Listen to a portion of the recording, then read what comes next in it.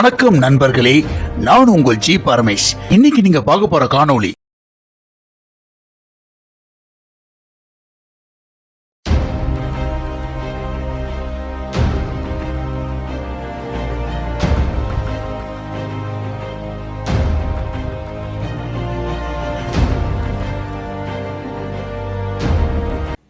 இயக்குனர் சுந்தர் சி அவர்கள் இயக்கி கதாநாயகனாக நடித்து மே 3ஆம் தேதி அன்னைக்கு வெளியான படம் அரண்மனை 4. இந்த படத்துக்கு நிறைய பேர் கிட்ட இருந்து பலவிதமான நெகட்டிவ் விமர்சனங்களா வந்தது.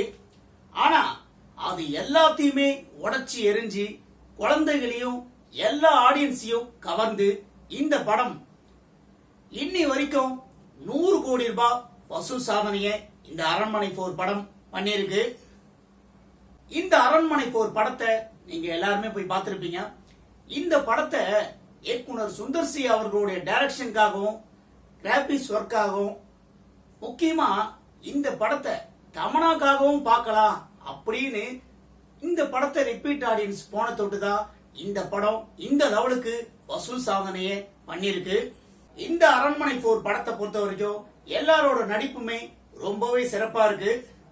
இப்போ இந்த அரண்மனை 4 அடுத்து அரண்மனை 5 கூட வரும்னு இயக்குனர் சுந்தர் சி அவர்கள் ஒரு நியூஸை வெளியிட்டு இருக்காரு.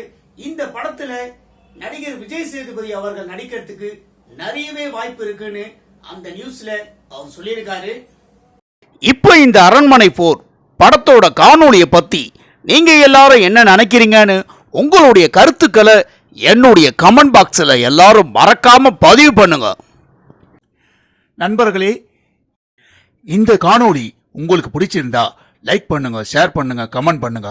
ரொம்ப பிடிச்சிருந்தா ஜி பரமேஷின் கற்றது கையளவு சேனலை சப்ஸ்கிரைப் பண்ணுங்க.